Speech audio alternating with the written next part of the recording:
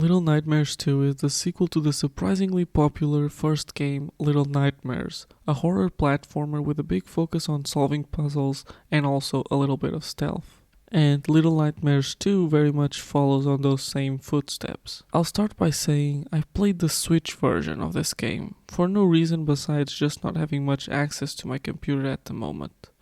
So let's start with the plot, which seems to be the most complicated piece of this game. Not so much in the plot itself, but in how it fits into the universe of Little Nightmares. I will say that to me it seems like a prequel. I could be wrong though, since I did not play the DLC or the mobile games previous. But I'm not going to dive too deep into that, given it would be hard to talk about without spoiling the whole game, and I don't think it matters that much for an overall review. So, what is the actual story about?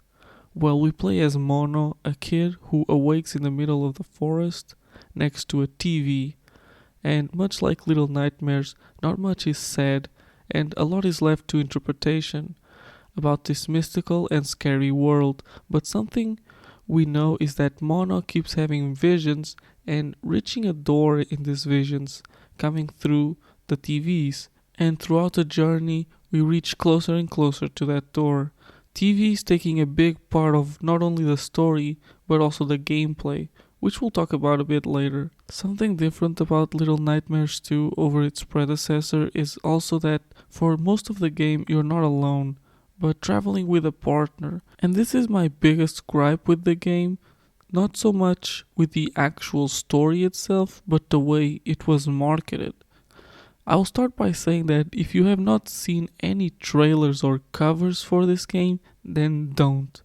If you have played Little Nightmares 1, go into this game as blind as possible, because that's what I did, and it made a certain character moment a lot more impactful. Fortunately, the reveal is implied in almost every trailer for this game, and it's also on the cover art, which is like, why even have this really cool moment in your story that only 1% of people who just randomly don't look at the cover are gonna get to experience? Because as a reviewer, I don't think you should go into a game totally blind, and that's why I make these videos, but regardless, now I'm rambling. Overall, the story of Little Nightmares is pretty good with its mysteries. It never outright tells you anything, but the environments always tells a story. And there's always just something to chew on here, which I really enjoy. But because of what I said, this kind of storytelling ends up being very hinged on the game's visuals, which leads us to talk about the graphics and artistic choices of this game. And it's honestly the best part of this game. Even on the Switch, talk about a moody game here. Such a sense of place to every scene, with a big sense of depth for a game that has you mostly moving left to right on the screen. The game, of course, falling into that 2.5D genre. There is so much detail in each scene, especially when there is a notable background or backdrop to it. And honestly, my biggest issue with it is how little time you get to really sit there and take in the world, given the game is always pushing you to move forwards. Even when you're not being obligated to do it, there's a feeling it gives you to keep pushing forwards, which is a good thing in a horror game. Each scene and area really tells a story of a place and the people there. It really communicates a sense of oppressiveness and aggression, which was also a feeling that the first game communicated pretty well. But here, probably because of its focus on a darkish bluish color, also giving a much more colder feeling overall, which adds to the oppressiveness. The lighting really does a lot of work here, turning what in another situation would be just a regular place into a truly scary atmosphere. This also helped by the general uncleanliness of this world and the people or beings in it, as characters here will either be dull and almost lifeless, or they'll be aggressive and dangerous. Sometimes both, kinda. The design of these, I guess we'll call them creatures, and how that design plays into their abilities really adds to the scariness. It even takes advantage of it not being the most technically impressive game, given characters often very creepy, almost melting skin, faces kind of visuals, which was something that they also did with the first game. The soundtrack also helps the scare factor, being very good at building tension and more importantly, not deflating it. And just being able to maintain this dreadful atmosphere that goes really well with the themes and look of the game. Overall, this game is beautiful in a horrible way, in a scary way, which is great for a horror game. And it really puts into perspective that while games like The Medium look nice, it doesn't have nearly the level of creativity and consistency this game has in a way it looks. Not to say that The Medium doesn't have its moments of good world design and graphics. To avoid rambling, let's move on to the gameplay now.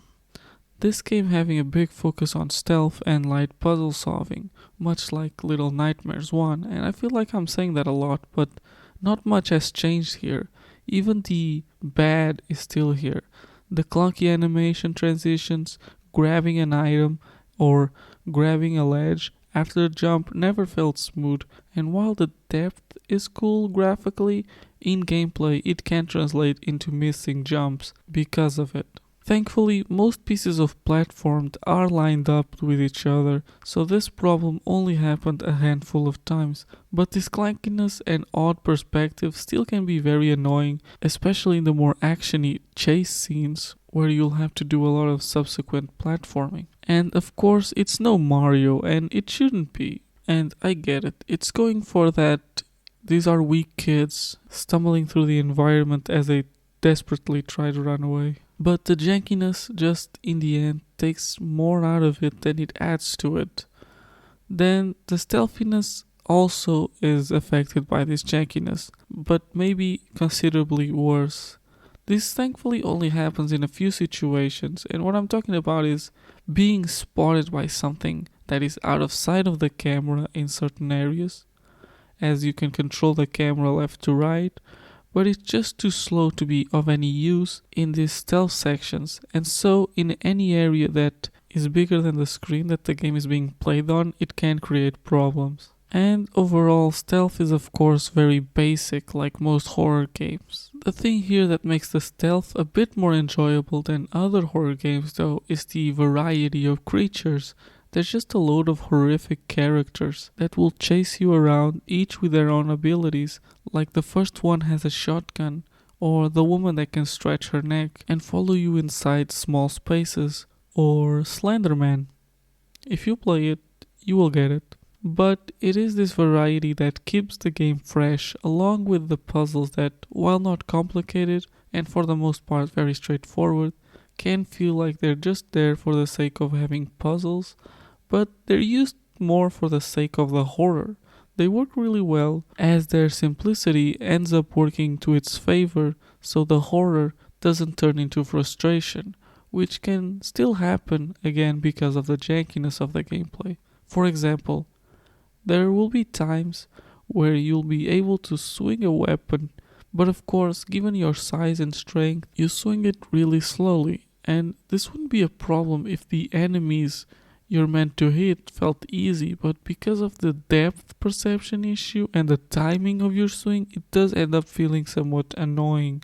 Especially because when this mechanic is first introduced, there's a very clear timing to use the attacks in, as enemies will run towards you and stop before lunging, but then later this feels a lot more finicky for no reason, and I'm really not sure if it was a bug.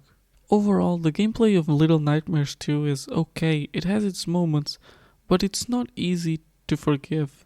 Because it is a sequel, it feels they had a chance to fix a lot of the gameplay problems from the first game, but focused instead more on making this world and its feeling. And while I can respect that, I will still be giving this game a 7 out of 10. And it's a shame, I wanted to give it an 8 because this is an amazing looking game with an incredible atmosphere when it wants to, but with the basic gameplay and all the jank that comes along with it, I just can't forgive it, especially given it's a sequel. Regardless of that though, I still recommend you play it if you enjoyed the first game. If you're new to the series, then you should probably play the first game first, and honestly a lot of this review applies to that game too. But regardless of that, I hope this review was informative to you in some way, and please consider subscribing, liking, commenting, all the things you can do for free here on YouTube. And regardless of that, goodbye.